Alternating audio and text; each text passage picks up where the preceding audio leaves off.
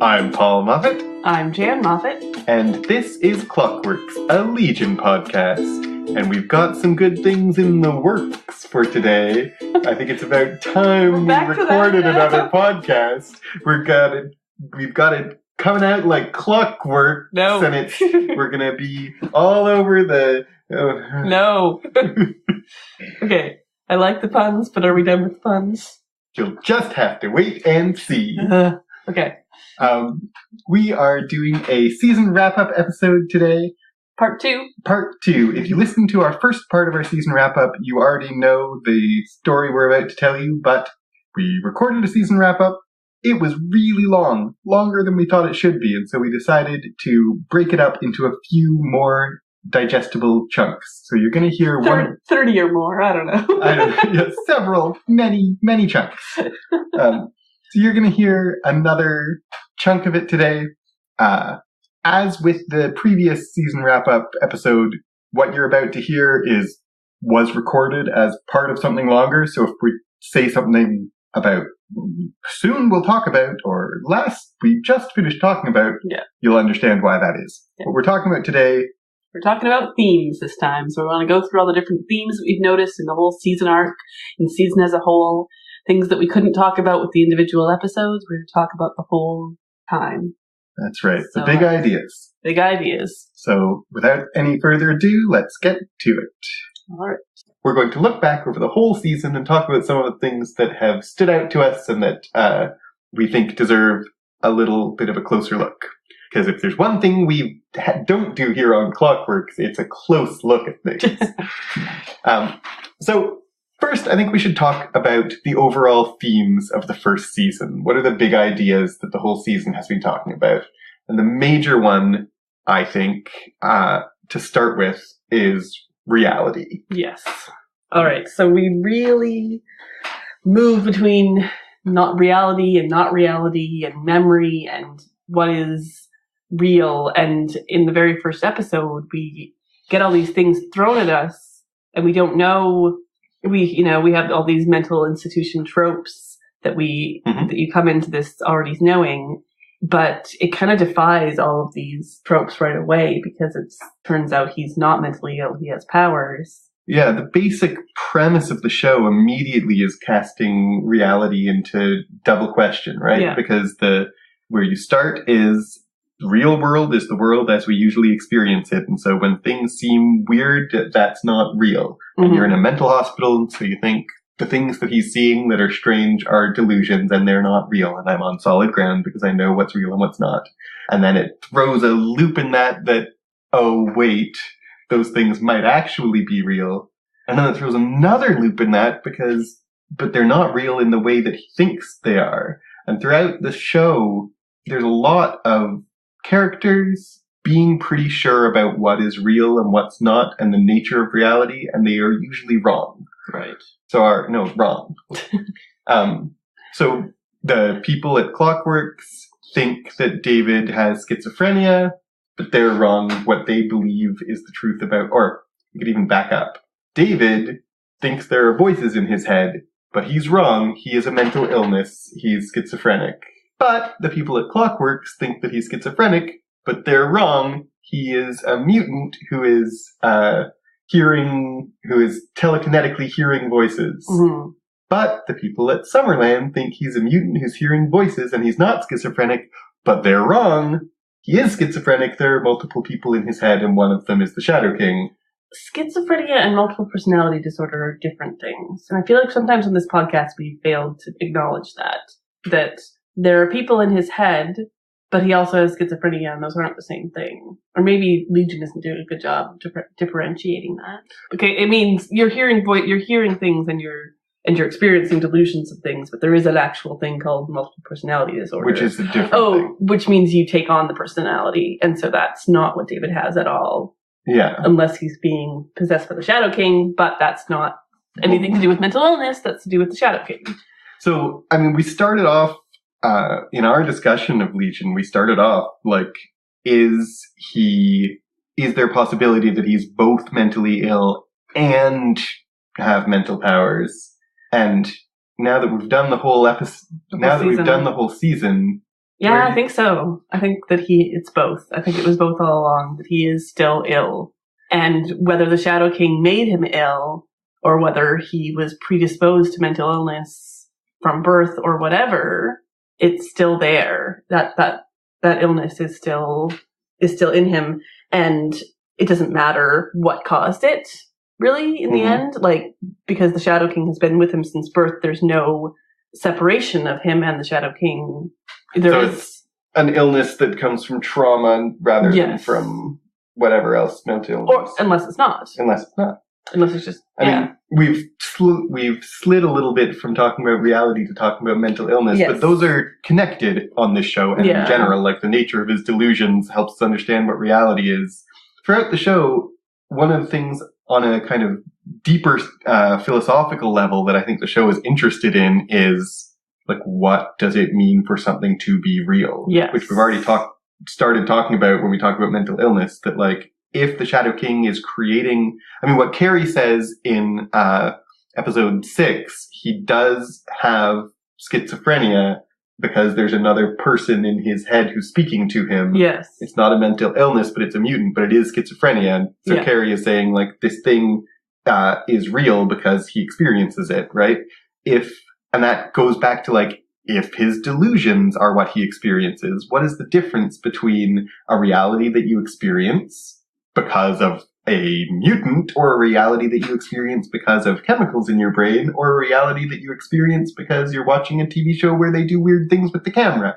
What are the grounds upon which something gets to be called real? Yeah. I mean, we definitely struggled with that when it came to the, like, mental world of Clockworks in episode 6, that, like, okay, back in the real world, they're in David's bedroom, but then they put on the glasses and it's the real world versus the crazy zombie patients, and, like, there's all these layers of reality, and there's no straight up what is real. Because even within David's house in what we're calling the real world, we don't actually know. And this is something I think we'll talk about more, but we can say now, like, how would we know whether it's real? Whether it's real or not real. Episode 7, with all the black and white things, really draws attention to that, what is real and what isn't, in that sense that, like, as a TV show, it's drawing our attention to the fact that this is a TV show. The silent film section is making the artificiality of the medium very apparent. And that's drawing our attention to the fact that, like, okay, in that whole silent film section, what's real is that they're in Clockworks and there are zombies, but you put on the glasses and you see what's real is they're in Clockworks in black and white and there aren't zombies. But wait, that's the astral plane, because what's real is that they're frozen in their room in David's bedroom, except that no, what's real is David is Dan and he's an actor, and it's being, the black and white and silent film and film cards is drawing our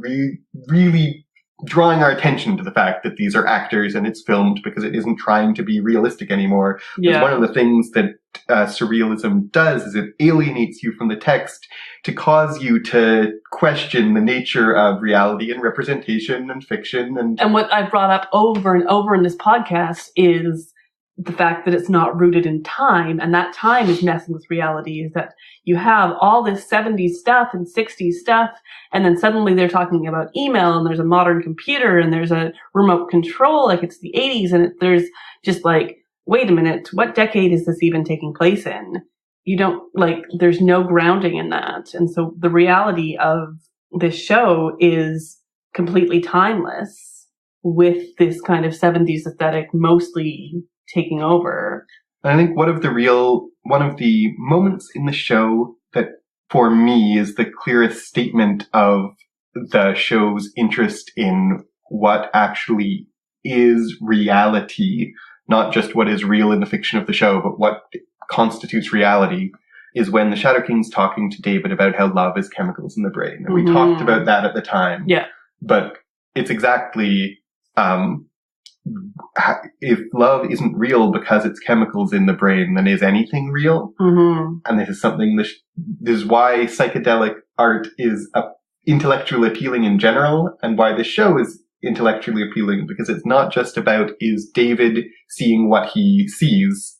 It's about, are any of us seeing what we see? What is the relationship of our minds to the physical world that exists? Yeah. And are our feelings about the world that exists out there in some sense real? Yeah. And if not, then is anything real? Yeah. I'm tripping out right now.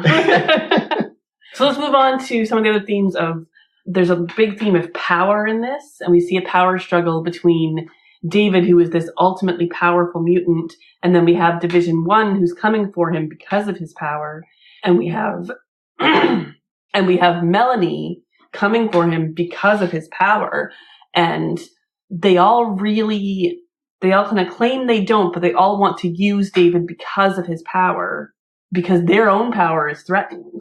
Mm-hmm. And Melanie, who seems to have no mutant power, is in charge of all these mutants and has all this power, especially at the beginning of the season. And we'll talk a little more when we get to her about how she arcs away from that power.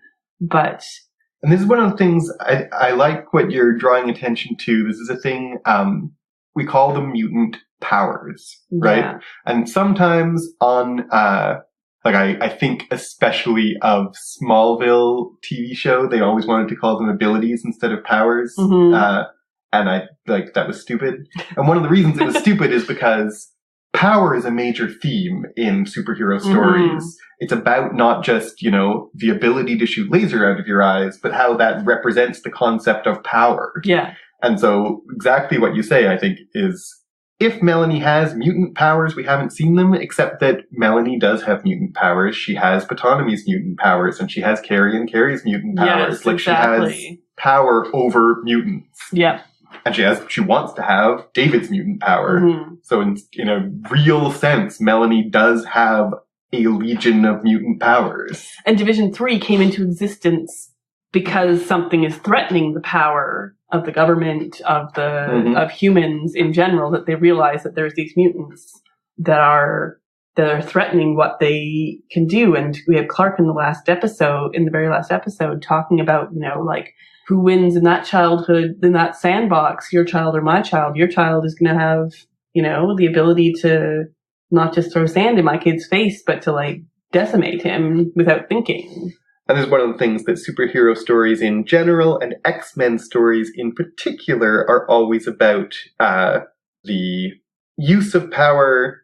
And, this is why Superman's the best superhero.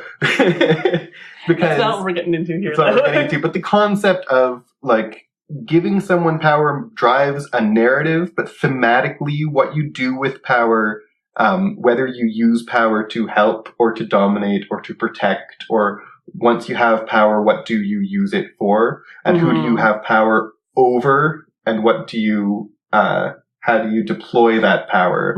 Is something that Legion is extremely interested in throughout. And we haven't even mentioned the Shadow King.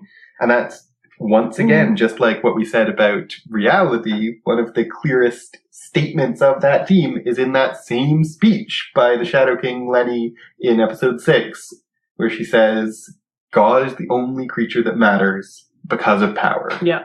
The Shadow King's conception of what power is power is what gives things worth, and power is used in a very, Foucauldian way. Power is power of me over you. Foucauldian? Explain that a little more in detail for our listener. Foucault says that power is not an inherent thing, it's a relational thing. So you don't have power, you have power over another person. Mm-hmm. There's a lot more to it, but that's a very simple nutshell version. So there's no such thing as power, there's power over. Yes. And that's basically what, the Shadow King thinks about power, and it seems to be what Legion as a show is saying about power. Yeah, it definitely is what they're doing, is this power over. Right. Yeah. Another major theme throughout, I think there's more to say about power and reality, but let's move on. Another major theme in Legion is the theme of childhood and growing specifically. I said childhood in my notes here, but growth. This is a story about David's growth from a child into an adult. It's about David specifically, but it's also about all the Sid taking responsibility for herself and taking agency, and she talks about her childhood and about how she's, how do you know how to be normal when there's no one to teach you? Mm. And it's about when Clark was talking to Melanie, as you said a little while ago in a different context, but Clark is talking to Melody about my children and your children, and how are they both going to grow up? Mm-hmm. This is throughout this show about growing. How do you grow? What do you grow into? What makes you grow? The going back into memories, going back into the story of the angriest boy in the world. And we see David's and Ptolemy's and Sid's childhood and Amy's childhood. Yeah. So we see a lot of these characters. We literally see, or not necessarily see, but like experience what their childhood was. We hear all sorts of stories of Sid growing up, and we literally see Ptolemy as a child in his memory. And it's definitely this growth, you're right, of them from children into adults and beyond. And we even see, we hear Carrie's childhood. Carrie tells about her childhood. Yes, that too.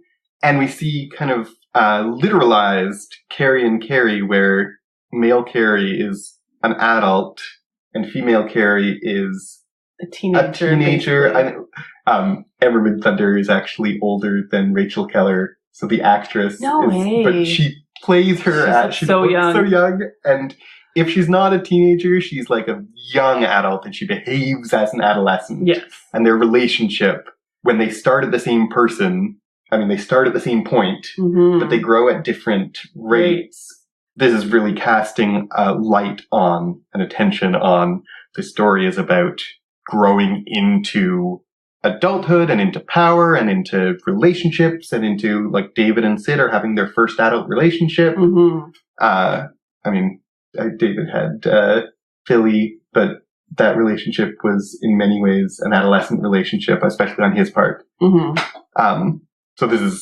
And X-Men is always about growth and change, and so this is a major idea throughout this whole season. Yes, absolutely.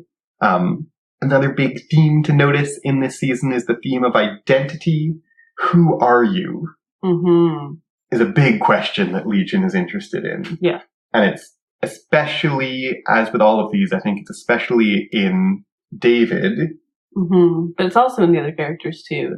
I think Sid is really discovering who she is as this goes on, especially once we know that she had nothing to do with Summerland before we see her in Clockworks. And so we see her struggling with her identity and going into a mental institution and then really coming into herself in Summerland. And I think she's really finding her identity and claiming her identity and realizing that this power is who she is. And the same with David, obviously, throughout this.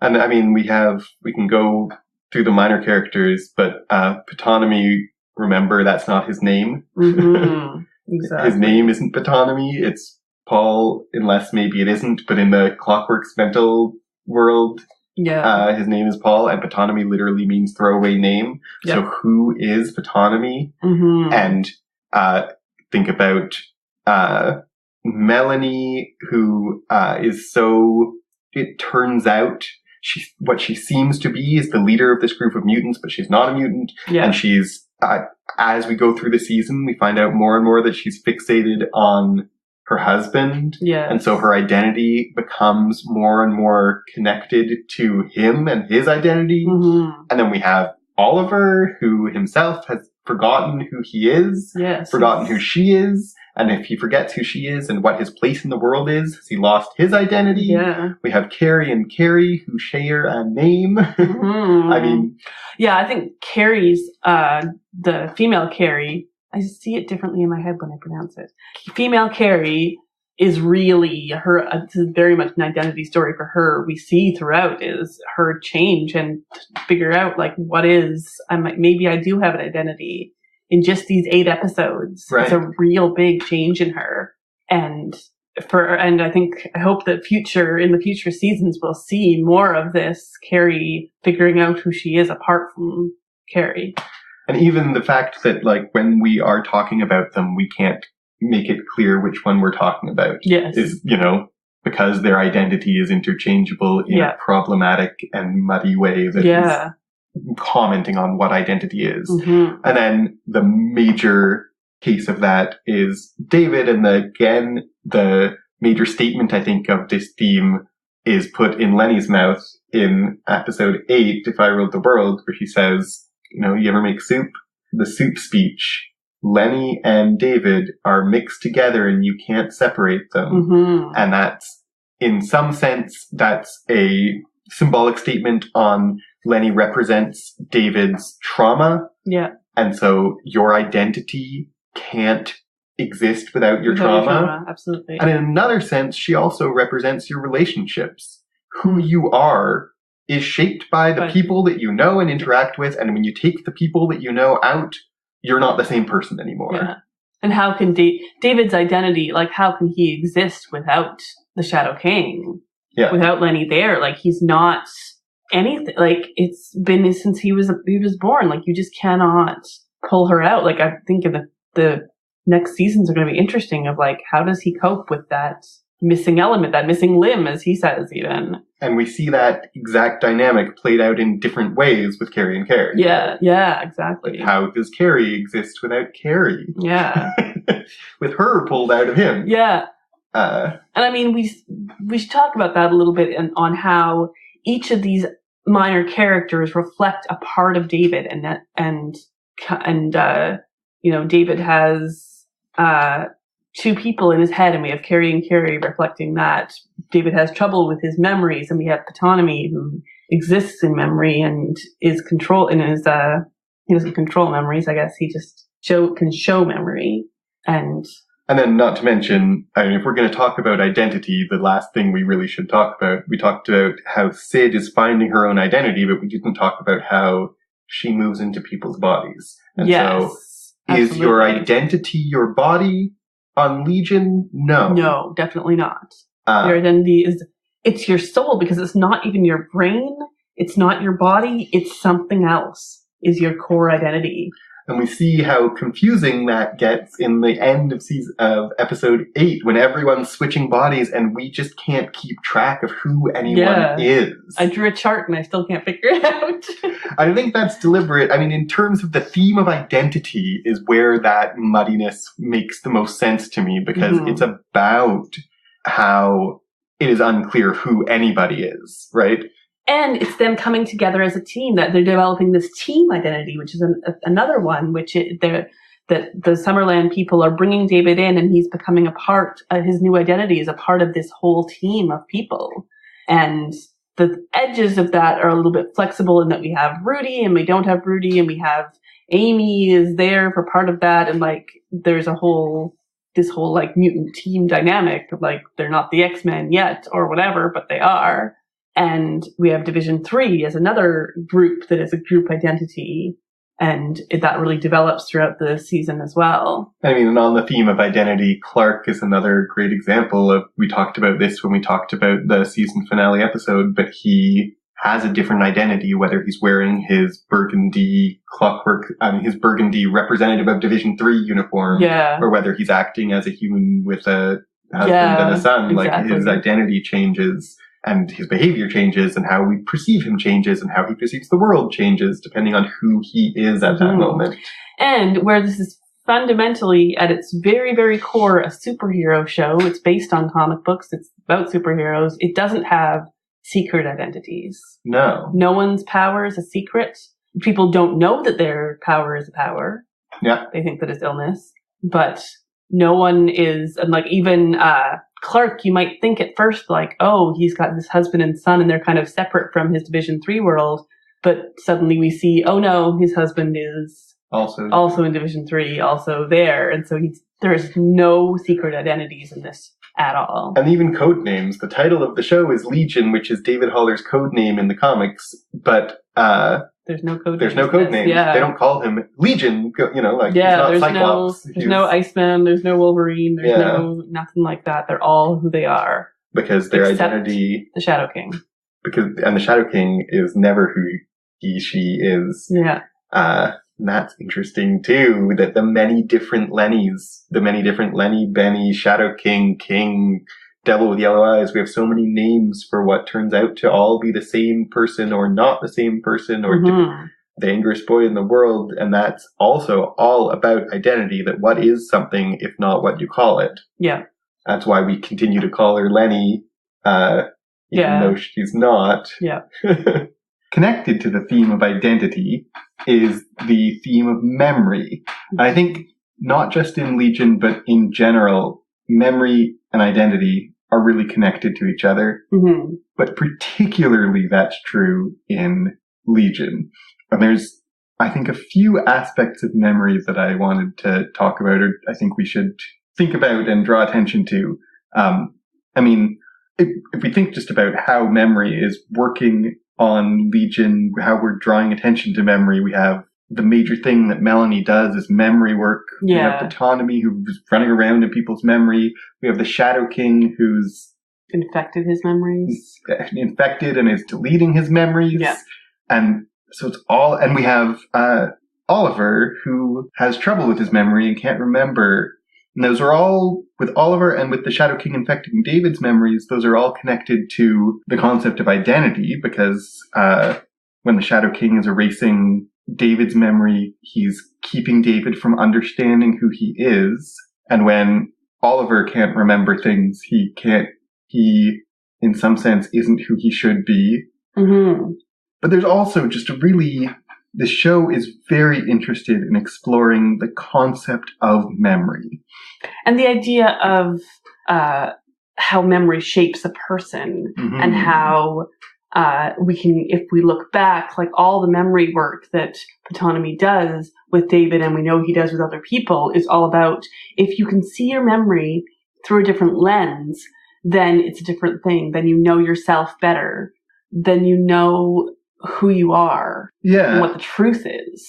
And the major thing, right, explicitly what Melanie does with David and the other mutants is go through their memories and recontextualize and re-explain them. Mm-hmm. And if you think about, like, what is memory in the context of Legion, or even more specifically in the context of Melanie, what memory is the story that you tell yourself to explain who you are. Mm-hmm. Right?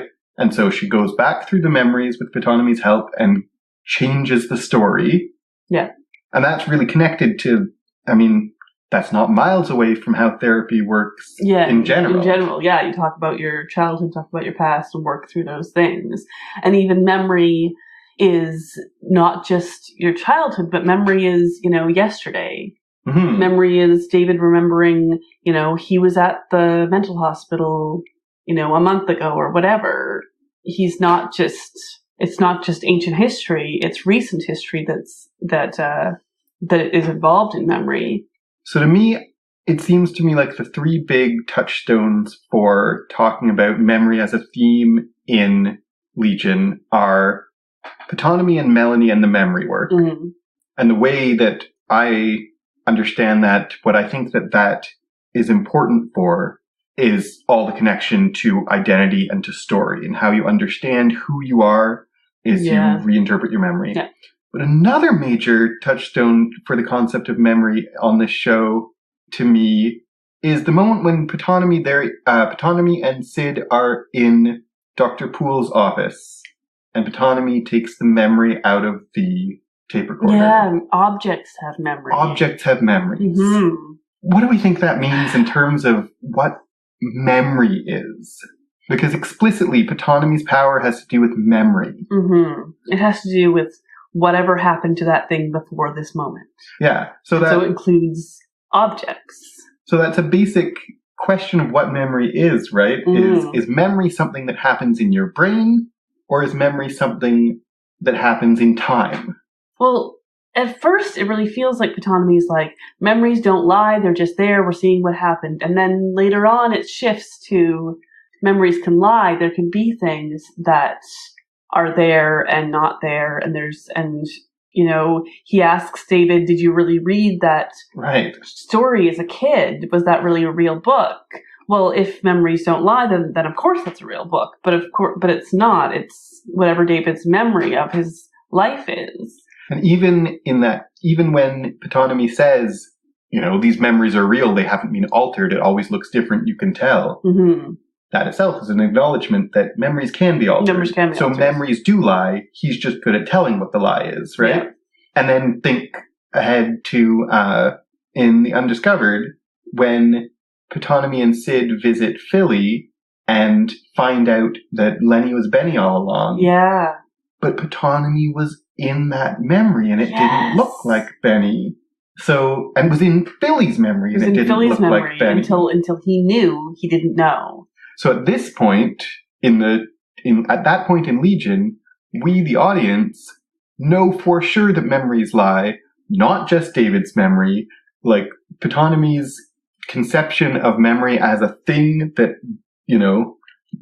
exists and he can explore the concept of the past as a foreign country and he can visit it. Mm-hmm.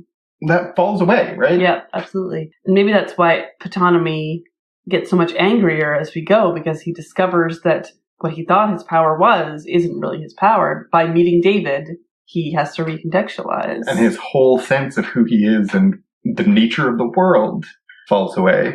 And that kind of connects to what I was going to call the third major touchstone to the concept of memory in this show, which is also connected to Ptolemy. And in my mind, it's when he's in the fake Clockworks talking to Dr. Busker, mm-hmm. and he says he likes to think of himself as a time traveler.